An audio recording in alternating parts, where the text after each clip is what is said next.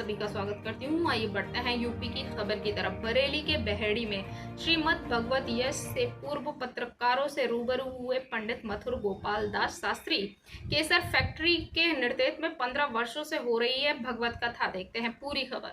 बहेड़ी नगर के मेला श्री रामलीला मैदान में सप्ताह श्रीमद् भागवत ज्ञान यश का दिन बुधवार को समय 5 बजे कथाभ्यास पंडित मधुर गोपाल दास शास्त्री के द्वारा कथा का शुभारंभ हुआ। भागवत कथा से पूर्व पंडित मधुर गोपाल दास शास्त्री पत्रकारों से रूबरू हुए। उन्होंने कहा कि मानव को सदैव पुण्य कर्म करते रहना चाहिए। व्यक्ति जैसे कर्म को करता है वैसा ही फल प्राप्त करता है। आज प्रथम दिवस की कथा में भक्ति ज्ञान वैराग्य कथा एवं महात्म्य कथा का वर्णन किया जाएगा एवं बहेड़ी के सभी भक्तों ने प्रातःकाल पार्थिव शिवलिंग निर्माण रुद्राभिषेक पूजन किया और शाम काल में मुख्य अतिथि के रूप में केसर इंटरप्राइजेज के CEO शरद मिश्रा के साथ में दीप प्रज्वलित एवं पूजन बस सभी भक्तों ने कथा श्रवण की। इस दौरान मुख्य जजमान संजय कुमार गुप्ता, गोमती गुप्ता, ठाकुर कमल सिंह वकील साहब, पालिका अध्यक्ष पति रश्मि जायसवाल, अध्यक्ष पति अजय जायसवाल बॉबी, रमेश सिंह, अक्षय मंगलम, मिथिलेश श्रीवास्तव, गोपाल जी, सोमपाल सिंह, RK सिंह, हंसनाथ शाह, सुरेंद्र सिंह, श्री कुमारकांत, अवधेश सक्सेना, चौधरी अतर सिंह, चौधरी प्रदीप सिंह, चौधरी रामेंद्र सिंह, चौधरी हरेंद्र सिंह व आदि भक्तजनों ने श्रीमद् भागवत ज्ञान यश प्राप्त किया। तो वहीं प्रथम दिन के प्रसाद की व्यवस्था राकेश श्रीवास्तव ने की। ये जो आप कथा हो रही है इसमें क्या क्या वर्णन किया जाएगा, किस विषय पे? सर्वप्रथम तो भैया आप सब लोगों को बहुत बहुत धन्यवाद और आप सबका बहुत बहुत हार्दिक अभिनंदन। आपका प्रश्न क्या कि कथा में क्या क्या वर्णन किया जाएगा। ये श्रीमद् भागवत कथा का आयोजन होने जा रहा और गंगा वेलफेयर सोसाइटी के जो भक्तवृंद हैं बहेड़ी परिक्षेत्र से लगाकर के अपने केसर फैक्ट्री के जितने भक्तजन हैं उनके माध्यम से ये आयोजन 15 वर्षों से आयोजित हो रहा है।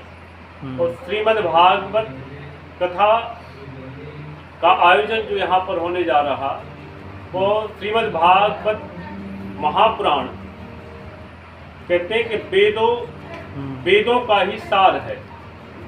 वेदों का ही सार है। जिस प्रकार जैसे आम के वृक्ष में जड़ से लगा करके आम के वृक्षों की लताओं में, तनों में, पत्तों में भी आम का रस विद्यमान होता है, किंतु उस रस को यदि हम चखना चाहें तो ना तो हम पत्ते से स्वाद को ले सकते हैं, ना शाखाओं से ले सकते हैं और ना जड़ से ले सकते हैं, किंतु वही रस जब फल के रूप में प्राप्त होता है तभी हम उस रस का स्वाद प्राप्त कर सकते हैं।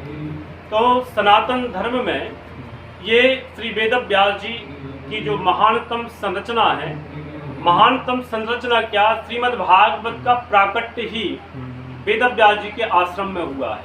जिस प्रकार भगवान राम का अवतार अयोध्या में, भगवान श्री कृष्ण का अवतार मथुरा में, ठीक वैसे ही श्रीमद् भागवत महापुराण का जो अवतार है वो सरस्वती नदी के तट पर सम्याप्रास नामक कुटीर में श्री वेद व्यास जी के आश्रम में हुआ है।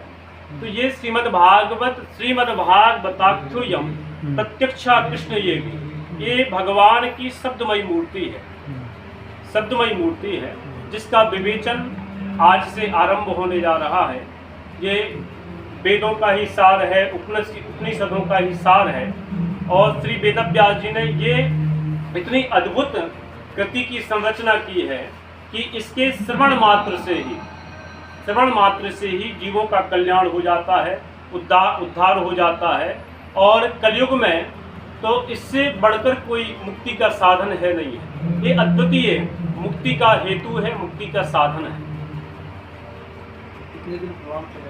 ये 7 दिवसीय कथा है और 8वें दिवस हवन यज्ञ हमारे पूज्यपाद ये वेदोक्त ब्राह्मणों के माध्यम से यज्ञ होगा 8वें दिन 6 तारीख को और भंडारा महाप्रसाद का आयोजन है। सुबह में भी कोई कार्यक्रम है आपका? हाँ, सुबह पार्थिव पूजन होता है, पार्थिव शिवलिंग निर्माण होता है भक्तों के द्वारा और वेदज्ञ ब्राह्मणों के द्वारा विधिवत हाँ पूजन कराया जाता है। डेली होगा वो भी? हाँ, प्रतिदिन होगा। आज से ही आरंभ होगी। कथा का समय क्या रहेगा? कथा का समय 5 से 9 बजे तक। थोड़ा सा ये बताएंगे कथा